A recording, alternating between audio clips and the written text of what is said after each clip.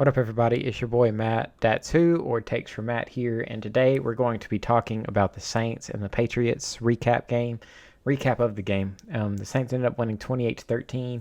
I didn't have a recap last week because I didn't watch the game because an optic cable north of my town got hit, and literally everywhere within an hour radius lost internet and cell service, so I could not watch the game, unfortunately. I listened to about half of it on the radio, but it was so bad, and my AC in my car wasn't working very well. It was a bad time. But anyways, this Sunday's a little bit better. The Saints won 28-13. Going into it, I thought it was going to be a grinded out type game where someone was going to turn over the ball late, and that would be the cause of the win. Going into it, Sean Payton was saying the Patriots were 108-7 when they win the turnover battle in Gillette Stadium. And of course, I mean, whenever you win the turnover battle, that's going to be a main huge thing. And you got to go out. If you want to beat a team that's well disciplined like the Patriots and has a head coach like Bill Belichick, you got to go in and execute. The Saints had very little penalty yardage.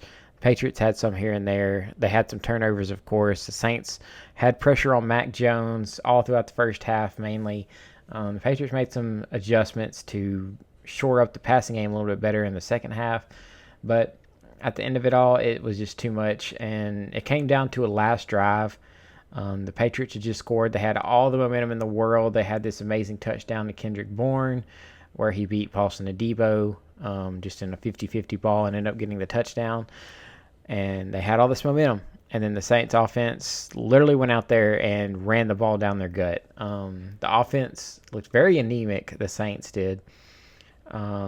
Besides that one drive at the very end, that drive was really good. And Taysom Hill was a lot of it, honestly. He ran the ball very well. Alvin Kamara was running the ball very well. The offensive line was just winning.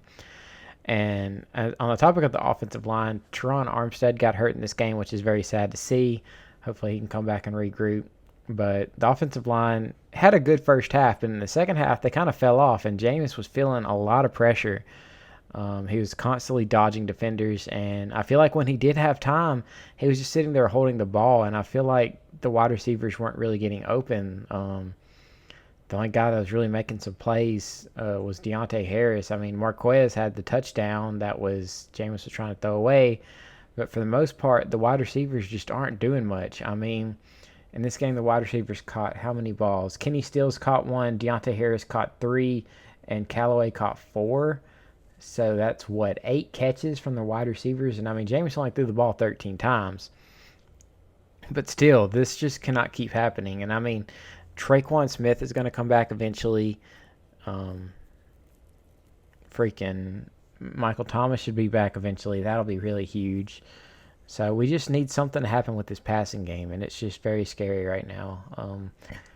I mean, we're 2-1. Jameis is yet to throw for 150 yards. He has like 387 yards on the season, which is very crazy. If you told me going into it that we would be 2-1, have beat the Packers and the Patriots, and in both of those games, Jameis only threw for less than 150 yards, I'd be like, wow, how did this happen? But the running game came through. The defense has been so good the past 3 weeks. It's so elite. And even last week when they were losing so many people, of course, they didn't have a very good first half in that game, but they just bounced back. And in this game, they came through. I mean, P.J. Williams had the pick. Marshawn Lattimore had the game-sealing pick. And Lattimore is playing really good, even coming off of that thumb surgery. It was amazing. Demario Davis looked really good. They're starting to switch up the linebackers a little bit. Zach Vaughn wasn't getting near as many snaps. I think Pete Werner and Caden Ellis kind of shared the snaps at the second linebacker spot. Malcolm Jenkins was gifted a pick 6 from Jonnu Smith. So yeah, at the end of the day, it's a good thing we got this win. Very happy with it. I'm gonna look at a little bit more on this game, see what the coaches have to say about it. But yeah, at the end of the day, Saints got the dub. That's what was most important. Thanks for listening.